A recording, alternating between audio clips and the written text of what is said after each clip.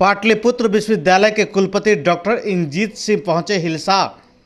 शुक्रवार को हिलसा अनुमंडल का पाटलिपुत्र विश्वविद्यालय का मात्र एक अंगीभूत इकाई एसयू कॉलेज के सेमिनार हॉल में भौतिकी शास्त्र विभाग के द्वारा एक 2 दिवसीय राष्ट्रीय कार्यशाला का आयोजन किया गया। कार्यक्रम का उद्घाटन पाटलिपुत्र विश्वविद्यालय पटना के कुलपति प्रोफेसर इंद्रजीत सिंह, पाटलिपुत्र विश्वविद्यालय पटना के कुल सचिव प्रोफेसर नागेंद्र कुमार झा, विभागाध्यक्ष भौतिकी समन्वयक डॉक्टर सम्राट सरकार एवं कॉलेज के प्राचार्य प्रोफेसर गजेंद्र प्रसाद गटकर के द्वारा संयुक्त रूप से दीप प्रज्वलित कर किया गया। पाटलिपुत्र विश्वविद्यालय पटना के कुलपति प्रोफेसर इंद्रजीत सिंह सबसे पहले कॉलेज के संस्थापक बाबा विष्णु प्रकाश उदासीन के प्रतिमा पर पुष्पांजलि अर्पित किया।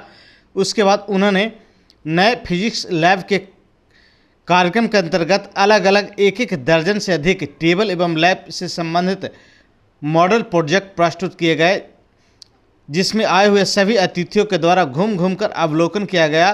कुलपति के द्वारा कॉलेज कैंपस स्थित जर्जर हॉस्टल का भी निरीक्षण किया गया और प्राचार्य को कहा गया कि कॉलेज का जो ज़मीन है उससे बाउंड्री कराए एवं कई आवश्यक दिशा निर्देश देने का काम किया है। 11 करोड़ से नए बॉयज हॉस्टल का निर्माण हेतु सरकार को कॉलेज के द्वारा प्रस्ताव भेजा गया है। शहर के सुरमंदी तालाब के बारे में उन्होंने कहा कि अगर कॉलेज का ज़मीन है तो कॉलेज के टेंडर प्रक्रिया के माध्यम से यहाँ पर मछली पालन कर कॉलेज 4 से 5 लाख की आमदनी का लाभ कर सकता है।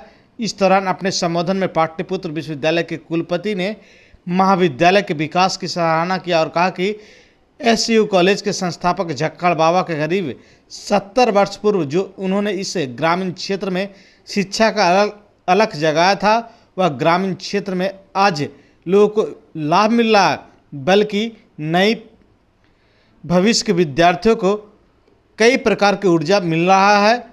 कई वस्तुएं हैं यहाँ पर जो कि लोगों को मिलने का काम कर रहा है। वैसे में खासकर उन्होंने बताया कि वस्तु और थीम जो उन्होंने एक ऐसी ऊर्जा को प्राकृतिक स्रोतों से प्राप्त होती है जो कि ऊर्जा स्रोतों से लगातार जगह खुद भर देती है, जैसे में सूरज, हवा, पानी, पृथ्वी, गर्मी, जीवाश्म ईंधन की तुलना में अधिक पर्यावरण के अनुकूलित होती है, जलवायु परिवर्तन को कम करने में मदद मिलती है। वहीं कुल सचिव प्रोफेसर नागेंद्र कुमार झा ने कहा कि पूरी दुनिया में ऊर्जा का संरक्षण किया जा सकता है, जिसे देखते हुए गैर पारंपरिक ऊर्जा और सौर ऊर्जा, पवन ऊर्जा, बायोगैस, अन्य संरक्षण की आवश्यकता है।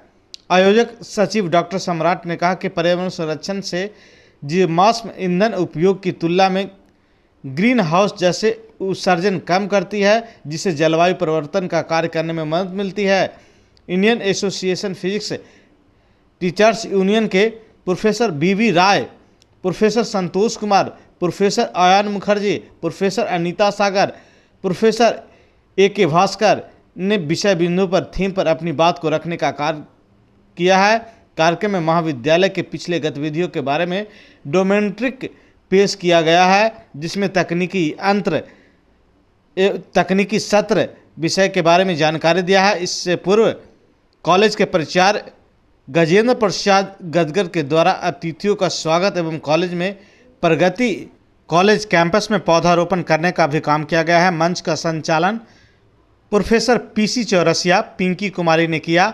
इस मौके पर नालंदा कॉलेज बिहार शिफ्ट के प्रभारी प्राचार्य doctor Ramakrishna Paramhans, degree college Rajgir के प्राचार्य Mohammad Mustar, professor Purendu Shankar, doctor Ghanshyam Kumar, doctor Prabhat Kumar, professor Arvind Kumar, doctor Harjeet Kumar, doctor Arvind Shah, doctor Shiv Prasad Thakur, लेखापाल रोनित राय, कुमार पवन, आलोक कुमार सिंह, रजनीकांत कुमार, जैलेंद्र कुमार, सुभद्रा सिन्हा, मधुसूदन कुमार, राजा कुमार, गुड्डू कुमार, वीरेंद्र कुमार, प्रदीप कुमार, नवीन कुमार, शनोज मल्लाकार, मोहम्मद बशीम समेत सैकड़ों छात्र छात्राएं शामिल थे।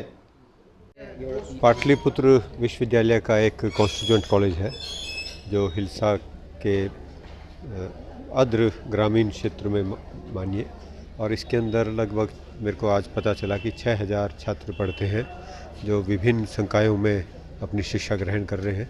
परंतु जो प्रोफेसर्स की यहाँ तैनाती है वो कम है, उसको हम पूरा करने की, जहाँ जितनी सैंक्शन पोस्ट है उसको पूरा करने की, और उसके अलावा बाकी जो आवश्यकता है उसको ऑनलाइन कोर्सेज़ के थ्रू, ऑनलाइन व्याख्यान के थ्रू पूरा करने की कोशिश करेंगे।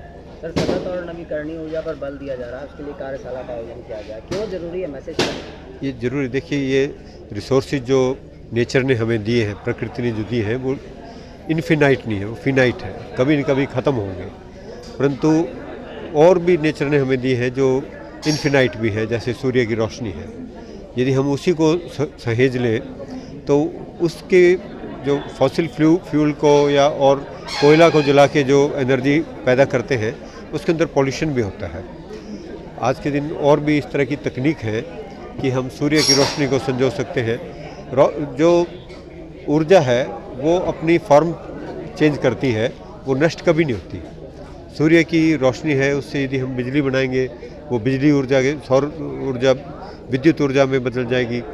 विद्युत ऊर्जा से आप कोई मशीन चलाते हैं तो वो उसकी कोई प्रोडक्ट बनता है। यदि फसल भी पैदा होती है वो भी सूर्य की ऊर्जा से अन्न बनाती है, अन्न हमारे को ऊर्जा देता है।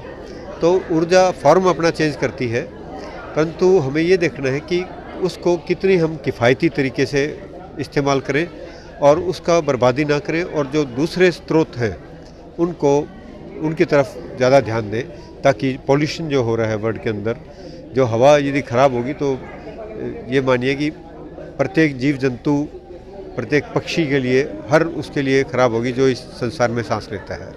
और सबका अस्तित्व जो है वो एक इकोलॉजी के हिसाब से सब की आवश्यकता है धरती के ऊपर। ये नहीं है कि केवल मनुष्य की आवश्यकता है, बाकी जीव जंतु नहीं होंगे तो ये जीवन निरस हो जाएगा, ख़त्म ही हो जाएगा। तो हमें हॉस्टल तो है ही नहीं जी, जर्जर क्या, वो तो नॉन एग्जिस्टेंट मानता हूँ।